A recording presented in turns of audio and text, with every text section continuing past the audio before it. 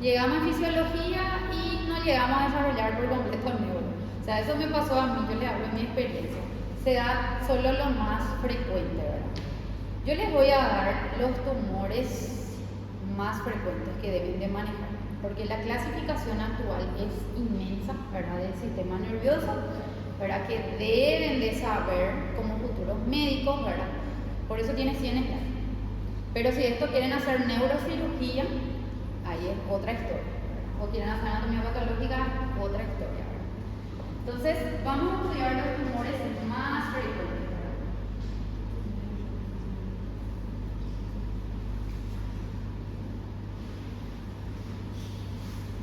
Si hablamos del sistema nervioso, lo primero que tenemos que saber es que los tumores más frecuentes en el sistema nervioso son las metástasis.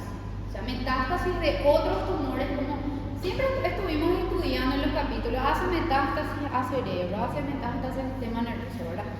Entonces, justamente lo más frecuente es que sean tumores metastásicos.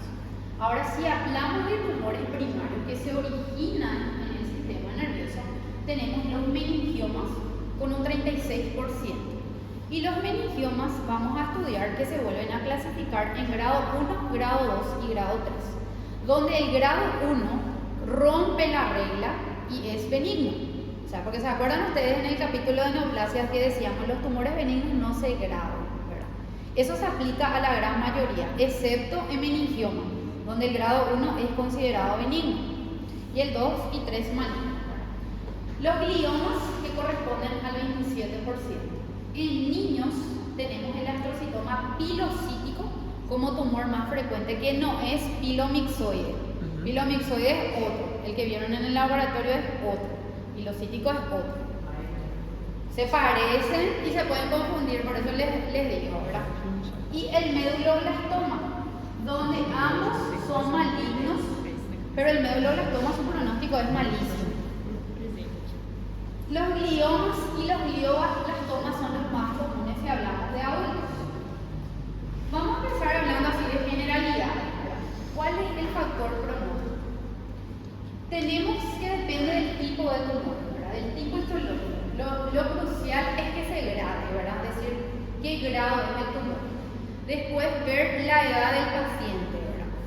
Después ir evaluando básicamente la extensión del tumor residual. Muchas veces el neurocirujano en la cirugía misma se da cuenta que él no extirpó todo el tumor, que ya sea porque es de difícil acceso, ya sea porque era muy irregular, porque era muy grande, ¿verdad? Entonces, muchas veces el neurocirujano se da cuenta que él no extirpó todo y que él tiene que realizar un tratamiento de quimio, de radio, coadyuvante, ¿verdad? Y hay otras veces donde él piensa que extirpó por completo, pero nosotros al pintar con tinta china nos damos cuenta de que el margen está comprometido. Depende de la ubicación, ¿verdad? No es lo mismo que un tumor esté en la aracnoides que esté, por ejemplo, en el hipotálamo, ¿verdad? Por los accesos, por las vías de cómo van a realizar la cirugía. El estatus funcional neurológico, ¿qué tanto da de sintomatología? Si da convulsiones, si da cefalea, ¿verdad? Depende mucho de cuáles son las manifestaciones clínicas que le llevan al paciente a la consulta. Si hay metástasis, si hay recurrencia, si es un tumor que se sacó y volvió. Si hay o no necrosis, ¿verdad? Y la hipermetilación del gen MET. Este es un factor positivo donde se vio que estaba asociado a mayor sensibilidad a la quimioterapia, o sea que respondía más a la quimioterapia. Por eso hoy día, como en mama, ¿se acuerdan que en mama decíamos? Oye, en mama se hace el grado histológico, ¿verdad? Por el Scarborough-Richardson, y se hace la clasificación de luminal A, B, la clasificación molecular. Hoy día lo mismo pasa con neuro, ¿verdad? Se hace la gradación histológica y luego se hace la biología molecular, ¿verdad? La clasificación molecular. Yo no les traje la clasificación molecular del sistema nervioso, ¿verdad? Porque sería más largo aún esta clase. Yo solo les traje los grados histológicos. Entonces, según la OMS, ¿verdad? Esto se grada desde el grado 1, donde el grado 1 son considerados tumores circunscritos, tumores bien delimitados que tienen un crecimiento lento y que, digamos, tiene un bajo potencial de convertirse a uno de mayor grado. Porque en sistema nervioso eso es regla. Un tumor que es grado 1 se puede convertir a un grado 2, uno que es grado 2 a un grado 3, o sea, ellos se convierten a uno de mayor grado, ¿verdad? Cosa que no pasaba, por ejemplo, con los adenocarcinomas, ¿verdad? A veces ya es bien diferenciado, a veces ya es moderado. Esto no. Esto a veces se extirpa, recidiva y vuelve como uno de mayor grado.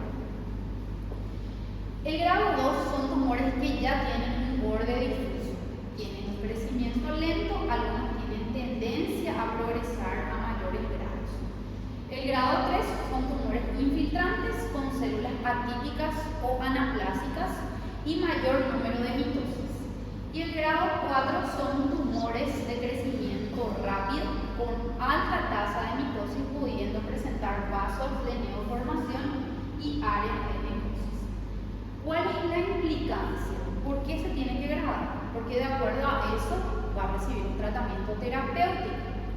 Las lesiones, por ejemplo, que son grado 1, es decir, las que son bien delimitadas, bien circunscriptas, pueden ser removidas en su totalidad por medio de neurocirugía. Ahora, si las lesiones son grado 2, grado 3 o grado 4, al tener un borde difuso, esto es difícil la exéresis por completo, de retirar por completo, ¿verdad? Y sobre todo si es grado 3 y 4, el tratamiento oncológico debe de ser implementado como la radio o la quimioterapia. Según la clasificación de la OMS, ¿verdad?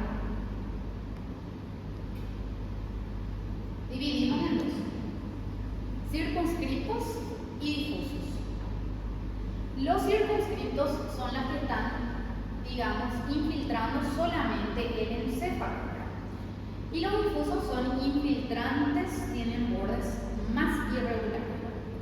El grado 1, como ven aquí, está el pilocítico y el astrocitoma subependimario de células gigantes.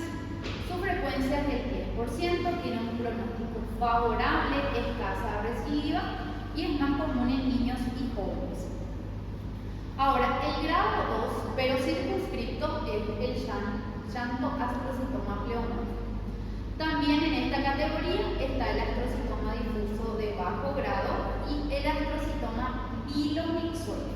Según algunas literaturas, el astrocitoma pilomixoide está en discusión, donde si esto realmente es grado 2 o puede que sea grado 1, grado 1 y 2, que pueda tener esos dos comportamientos.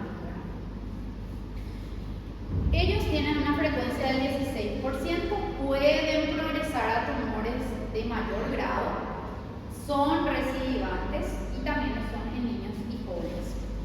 Ahora, el grado 3 es el astrocitoma anaplásico, donde él representa un 20 al 25%, se diseminan rápidamente, son recidivantes y ocurren en adultos. Y el glioblastoma multiforme, que es el más frecuente. 45 a 50% de las neoplasias pertenecen a esta categoría, son de rápido crecimiento, afectan a adultos mayores y el pronóstico es desfavorable.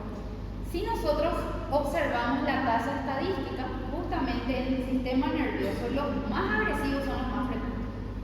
Y los más buenitos, digamos así, son los menos probables que tenga el paciente. Entonces, en cuanto a la frecuencia, justamente el grado 4 es el más frecuente. Entonces, según la OMS, estos son los más frecuentes, ¿verdad? Tenemos el pilocítico, el difuso, el anaplásico y el glioblastoma multiforme. Si hablamos de gliomas, que son los que vamos a ver hoy, vamos a hablar de los astrocitomas, del xantoastrocitoma pleomórfico, del oligodendrolioma, del glioblastoma, del astroblastoma y del glioma hemisférico difuso, que es pediátrico. La clasificación genética, como les estaba diciendo, hoy día también se hace, ¿verdad? En las últimas 2 décadas, a través de una intensa investigación en el campo de la tumorogénesis, se vio que la necesidad de implementar la clasificación molecular. Esto ya básicamente en el año 2016 se introdujo por primera vez la biología molecular en tumores del sistema nervioso. Y se vio las mutaciones donde eran más frecuentes, que LH2 con codeleción en el cromosoma 1p19q para la correcta clasificación de los tumores oligodendrogliales, así como el SHH y el P53 para clasificar el medulloblastoma.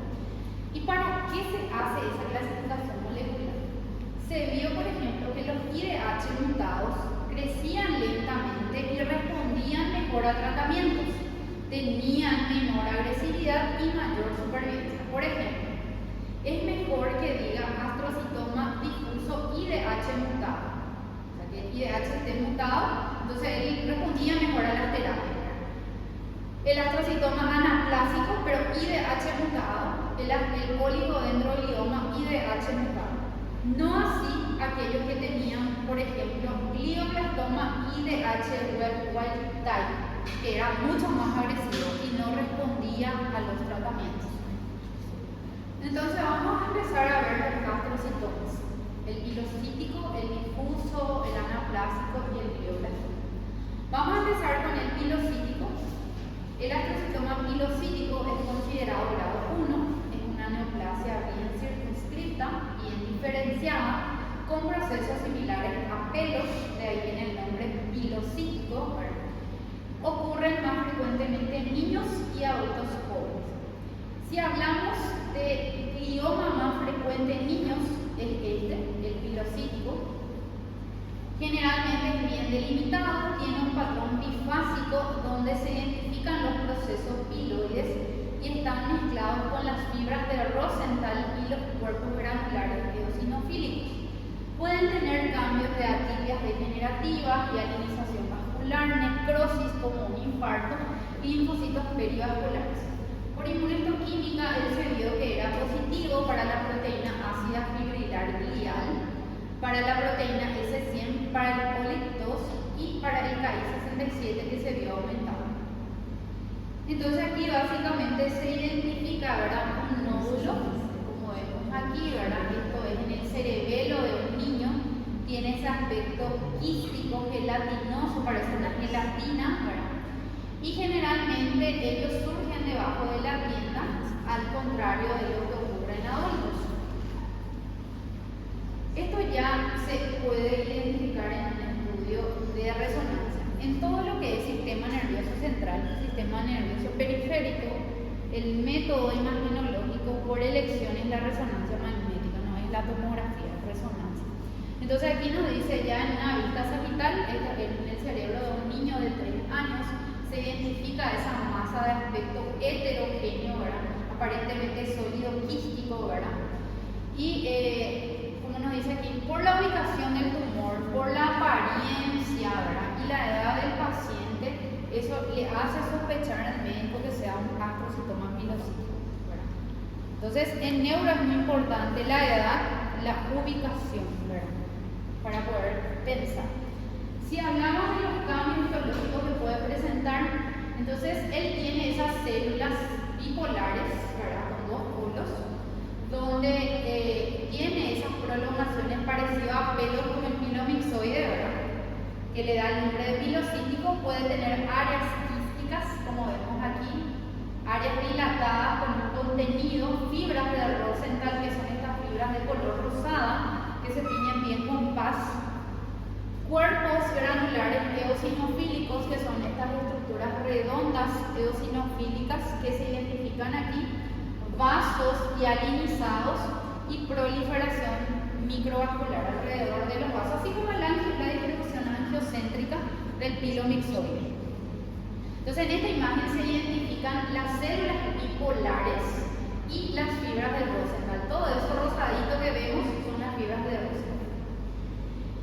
El subependimario de células gigantes también es un tumor catalogado como grado 1, es un tumor de crecimiento lento, está constituido por astrocitos ganglioides, generalmente se asocia con una patología que se llama esclerosis tuberosa, donde esta patología también, como vimos en nefro, se asocia con el angiomiolipoma y con amartomas en la piel y otros tumores como rhabdomiomas cardíacos.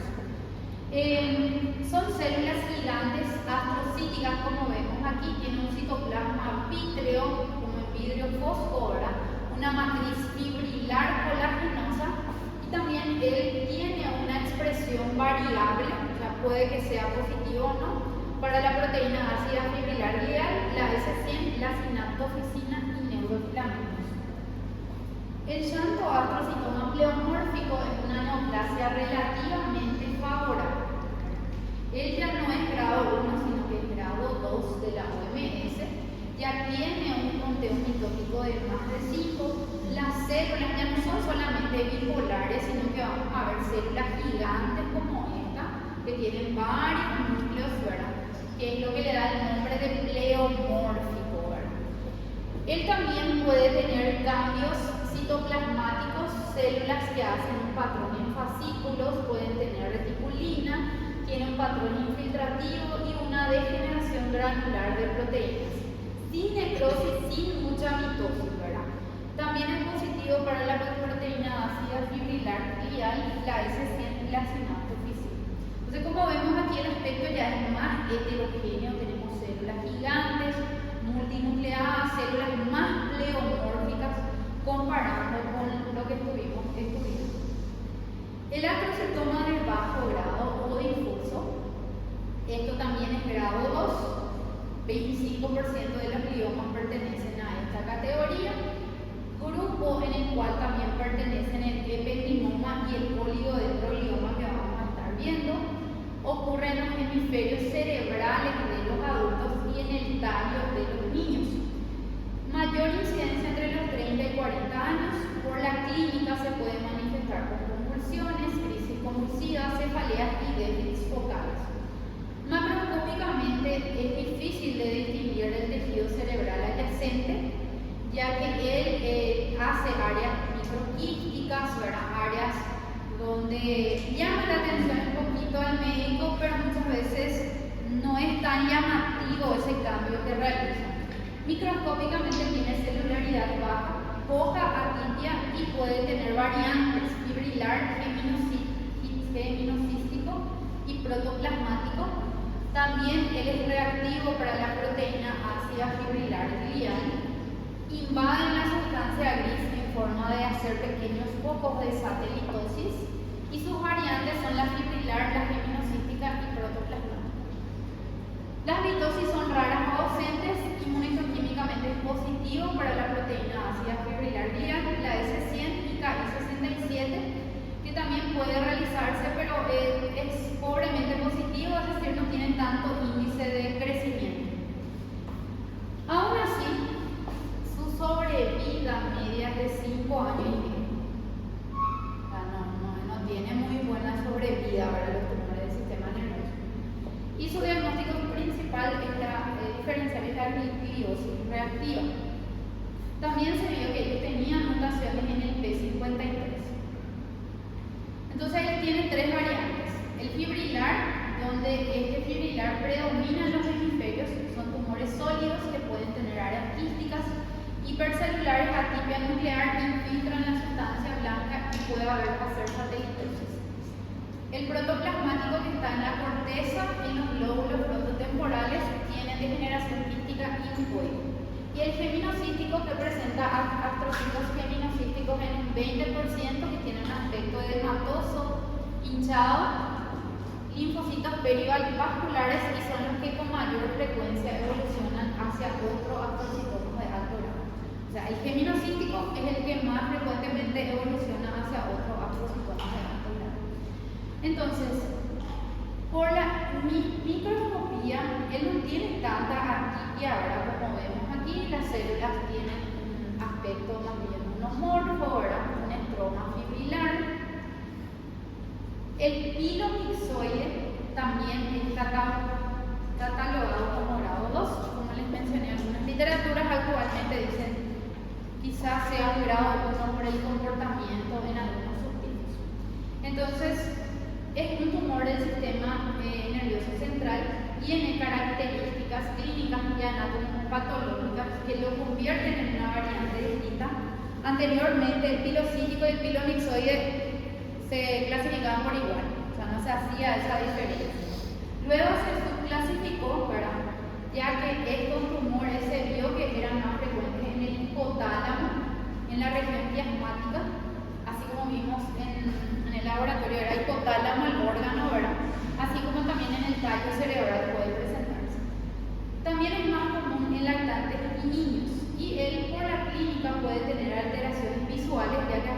y asma, retraso en el crecimiento de hidrocefalia, sobre todo retraso en el crecimiento, ya que si crece en el hipotálamo, ¿verdad?, que afecta a todas las hormonas. Su comportamiento es más agresivo que el pilocítico, por eso se lo volvió a clasificar, y tiene mayor riesgo de recurrencia y diseminación por el líquido cefalorraquídeo. La morfología puede ser sólida o quística. En este caso vemos, ¿verdad?, en un estudio imagenológico la imagen irregular, ¿verdad?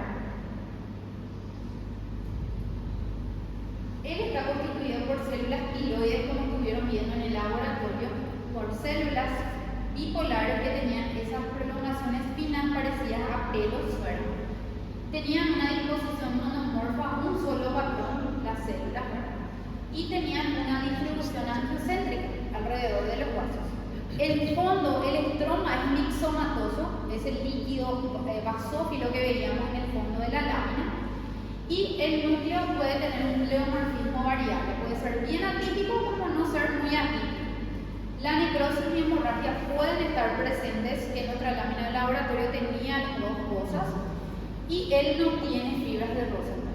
Esa es una diferencia del pilocítico, que tiene esas fibras de Rosenthal. Ausencia de escasos cuerpos granulares. Cuerpos granulares pueden o no estar presentes, pero fibras de Rosenthal no tiene el pilomixoide. Y van a recordarlo porque ustedes no describieron fibras de Rosenthal en el laboratorio.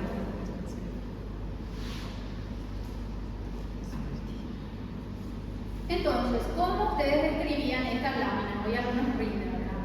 Células fusiformes, monomorfas, ¿verdad?, todas parecidas, unas con otras, tienen estos procesos piloides parecidos a pelos, tiene esa distribución alrededor de los vasos, angiocéntrica, ¿verdad?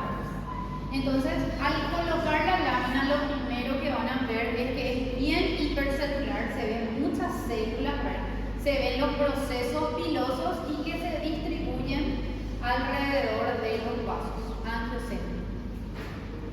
Aquí, por ejemplo, nos dice células, algunas pueden ser más pleomórficas que otras, pueden ser multinucleadas, pueden tener mitosis atípicas. Bueno, luego nos vamos al astrocitoma anaplásico. El astrocitoma anaplásico ya es grado 3 de la OMS, él es más hipercelular, ¿verdad? Generalmente su sobrevida, su vida media es de 1 año y medio. Una vez que se diagnostica, o sea, el pronóstico es malo, ¿verdad? Él tiene mayor hipercelularidad comparando con todo lo que vimos, pilocítico, pilomixoide, xantoastrocitoma pleomórfico, ¿verdad? Él tiene astrocitos con citoplasma eosinofílico y su diagnóstico diferencial son los otros astrocitomas y el glioblastoma. Entonces las células son más pleomórficas, los núcleos son polilobulados, como vemos aquí. Tanto es así que le llaman anaplásico. La hipercelularidad es máxima, ¿verdad? Las células son mucho más pleomórficas, no son monomorfas, ¿verdad? Y luego tenemos el más agresivo, el glioblastoma multiforme, que ya en un estudio imagenológico se va a identificar la neoplasia. Él es infiltrante, él tiene un patrón de crecimiento difuso, tiene una proliferación microvascular, se vio mutaciones genéticas en el promotor TER, amplificación del factor de receptor de crecimiento epidérmico, ganancia combinada en el cromosoma 7 y 10, histológicamente tiene más mitosis, proliferación y necrosis microvascular. O sea, glioblastoma multiforme es la suma del anaplásico con presencia de necrosis. Es decir, las células son más pleomórficas, tienen esa necrosis y las células se ubican empalizadas alrededor de las necrosis. Justamente aquí nos dice áreas de necrosis que dan un aspecto serpentina, ¿verdad?, donde las células se ubican con una empalizada periférica alrededor de la necrosis. Otra característica también es que ellos hacen una proliferación de vasos que toman un aspecto de glomérulos. Por eso aquí nos dice, lo característico es la pseudoempalizada de los núcleos alrededor de la necrosis, y otro sello distintivo es la disposición glomeruloide parecen como glomérulos, los vasitos alrededor del anaplásico. Entonces, astrocitomas tenemos desde lo que es grado 1, 2, ¿verdad? Donde aquí hablamos de estos astrocitomas como de bordes difusos, ¿verdad? Donde son mal definidos, ya distorsionan el encéfalo, son positivos para la proteína ácida fibrilar glial. Y conste que el astrocitoma difuso es grado 2. El anaplásico, que ya es grado 3, ya tiene regiones más densas, mayor pleomorfismo, mayor mitosis, y el glioblastoma sería la suma del anaplásico más necrosis, ¿verdad? En empalizar y células que hacen esa disposición en empalizar. Entonces aquí básicamente presentamos el pilocítico, el difuso, el anaplásico y el glioblastoma. Existen los gliomas hemisféricos difusos pediátricos, donde ellos también se vio que tenían mutaciones en el IDH salvaje. Eran más comunes en niños y adultos jóvenes, surgen en los hemisferios cerebrales y ellos tienen una morfología astrocítica y embrionaria mezcladas. Son patrones de crecimiento infiltrantes, directamente se catalogan como grado 4. El glioblastoma pediátrico también es grado 4, entonces, como vemos aquí es más hipercelular, las células son más pleomórficas, el pronóstico es malísimo, también, ¿verdad? Así como el grado 4. El glioblastoma. Luego tenemos los oligodendrogliomas. Los oligodendrocitos, si nosotros nos recordamos, eran aquellas células que parecían como un huevo frito, así mismo lo describíamos en histología. Eran células monótonas que se parecían unas con otras, ¿verdad? Entonces, esto también se vio que ellos tenían mutaciones en el IDH1 y 2, por lo cual, hoy día, como les repito, es histología, ¿verdad? Histopatología, grados. Se hace inmunohistoquímica, donde hay proteína ácida fibrilar glial, S100, etc. Y aparte biología molecular para completar el diagnóstico definitivo, ¿verdad? Entonces en ellos se vio que tenían codelación en el brazo completo 1P19Q. Se parecen a los oligodendrocitos, ¿verdad? Ya sea que tiene ese aspecto de huevo frito con los halos perinucleares, y tienen un patrón que le llaman patrón en alambre de gallinero, al patrón vascular que lo rodea. También puede tener más calcificaciones y microquistes. Ellos infiltran tanto la sustancia blanca como la sustancia gris. Él puede ocurrir en cualquier parte del neuroeje, siendo más frecuente en el lóbulo frontal. Por eso es lo que les dije, que en neuro es muy importante dónde está ubicado el tumor, para que ellos piensen, esto es probable un pilocítico, esto es probable un oligodendroglioma, ¿verdad? En el lóbulo temporal se vio en el 14%, en el parietal en el 10%, en el occipital solo del 1%. Rara vez, es muy raro que ocurra en la línea media, tronco encefálico, cerebelo o médula espinal. Y ocasionalmente ellos hacen diseminación leptomeningia, sobre todo si hay recurrencia. El grado 2 y 3, o sea que aquí no existe grado 1 de la OMS, directamente el grado 2, ¿verdad? Donde él es un tumor bien diferenciado, ¿verdad? Donde la mitosis es activa, ¿verdad? Hay proliferación microvascular y hay necrosis. Y el grado 3, donde tiene células anaplásicas, necrosis, proliferación microvascular, mitosis activa también, pero en este caso se hacen los marcadores, ¿verdad? Donde es mutante IDH y también codeletado en el cromosoma 1P19. Entonces, oligodendroglioma parecía con un huevo frito, ¿verdad? Si ustedes se dieron cuenta en esta clase, todos estos tumores que estudiamos terminan en oma, ¿verdad? Y todos ellos son excepciones a la regla también, ¿verdad? Todo lo que vimos, astrocitoma, pilomixoide, pilocítico, oligodendroglioma, todos son malignos, ¿verdad? Entonces ellos tienen esa morfología que se parece a un huevo frito, tiene ese halo perinuclear blanquecino, muy parecido a la histología, ¿verdad? Donde va a existir atripia y mitosis en los de grado 2, ¿verdad? Pero no tan activa. Y esta es la microvasculatura, tiene mucha vascularización que hace una especie de redes que simula el gallinero. ¿Conocen el gallinero, verdad? Por eso dice patrón de microvasculatura en alambre de gallinero, ¿verdad? Alambre sería el que se usa para ¿Cómo se dice alambre en portugués? Cerca. Pero ahí es donde se tienen las gallinas en el campo, ¿verdad? Entonces, ese patrón de que se cruzan los vasos, como vemos aquí, como trabéculas, ¿verdad? Que es lo que le llama patrón en microvasculatura. La calcificación puede estar presente, ¿verdad? Y él también puede existir en una variante grado 4 que es más agresiva. Entonces, las células son monomorfas, es decir, son uniformes, se parecen unas con otras. Ellas están separadas por un estroma fibrovascular, que aquí se ve mejor ese aspecto que le llaman el alambre de gallinero. Entonces, básicamente tiene ese patrón fibrovascular que le va separando a estas células. Después tenemos los ependimomas. Hasta este vamos a dar antes del receso. El ependimoma, tenemos el subependimoma y el mixopapilar. El ependimoma es un crecimiento de células que nos recuerdan al epéndimo y que tiene la característica de formar rosetas verdaderas y pseudorosetas. Es un tumor neuroepitelial con diferenciación ependimaria que afecta más bien a los ventrículos y surge en el cerebro y la médula espina. Es un tumor bien circunscrito, es un tumor que puede estar ubicado en el supratentorio, en la fosa posterior, en la médula. Tiene una distribución bimodal. ¿Qué significa eso? Que puede ocurrir en niños, puede ocurrir en adultos. O sea, no es así como los otros, que el pilocítico era más común en niños, que el glioblastoma era más común en adultos.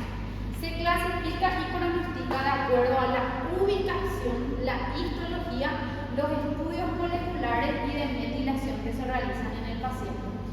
Es un tumor de borde bien delimitado, pero puede ser infiltrativo. Las células son monomorfas, redondas, que tienen una cromatina moteada y hace las rosetas verdaderas y las pseudorosetas. Se observan células que se parecen a los geminocistos, pueden tener necrosis, pero no empalizada, que lo diferencia del glioblastoma. Tiene calcificaciones, degeneración y puede tener cambios metaplásmicos. Entonces, como ya lo mencionamos, él se origina ahora en el sistema ventricular, así como en la médula espinal. Él está constituido por esas células que básicamente son células neuroepiteliales hipercromáticas que forman rosetas verdaderas y pseudorosetas perivasculares. En este caso, esto es una autopsia donde vemos una gran masa. Aquí nos dice un ependimoma que estaba en el cuarto ventrículo, era una masa gigante. Esto puede ocurrir en el sistema ventricular de los niños y producir una hidrocefalia obstructiva. Los tumores hacen una especie de estructuras glandulares que nos recuerdan a los conductos y hacen las pseudorosetas. Esto que estamos viendo aquí, donde hay un vaso sanguíneo que está rodeado por las células ependimarias, son los que se llaman pseudorosetas. Entonces, el criterio diagnóstico es la presencia de rosetas verdaderas, donde básicamente creo que tengo una imagen aquí. Las rosetas verdaderas son aquellas que se parecen a glándulas, donde se ve un túbulo y está rodeado por células neuroepiteliales hipercromáticas. Y las pseudorosetas son las vasculares, ya que tienen como un vaso y está así como el cuerpo de Schiller-Roux. Pero en este caso son rosetas, tiene otro nombre en el sistema nervioso. O sea, no tiene nada que ver con el cuerpo de Schiller-Roux, solo es una comparación. Entonces también existen variantes como la mixopapilar, que está en el filum y contiene elementos en forma de papilas y áreas más mixoides, áreas más mucinosas, que tienen mucopolisacáridos neutros y sólidos que le dan ese aspecto. Entonces, básicamente aquí nos dice, es una estructura, ¿verdad?, donde se ve un vaso que está rodeado por las células neuroepiteliales. Y para saber, ¿verdad?, nada más a modo de información, que existen variantes. Clásico, papilar, células claras, talinocítico, mixopapilar. O sea, para la gente que le gusta neurocirugía y quiere hacer después neurocirugía. Entonces aquí tenemos las rosetas verdaderas y las pseudorosetas perivasculares. Esto que vemos aquí son las rosetas verdaderas, túbulos rodeados por Estas son las pseudorosetas, donde se ven vasos rodeados por esas células. Rosetas y pseudorosetas son dos términos que se usan muchísimo en lo que es en el mundo de la neurología. Por ejemplo, están las rosetas de Homer Bridge, las rosetas de Steiner, la roseta de Penniman, que es la verdadera, y las pseudorosetas. Bueno, hasta ahí vamos a dar antes del receso, pero son rosetas, términos usados en el mundo de la neurocirugía, ¿verdad?